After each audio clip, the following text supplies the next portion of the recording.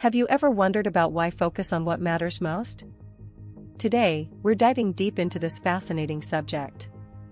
Let me start by explaining the basics. Why focus on what matters most is an incredibly interesting area that affects many aspects of our daily lives. First, let's look at the history and origins. Understanding where this comes from helps us appreciate its significance today. Now, here's something really interesting. The way this works is actually more complex than most people realize, involving several key components that work together. Let's break down the main points one by one, starting with the fundamentals that everyone should know.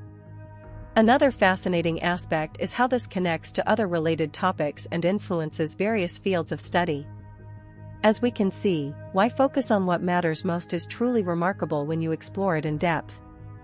The more you learn, the more interesting it becomes. Thanks for watching. If you found this video informative, please like, comment, and subscribe for more deep dives into fascinating topics.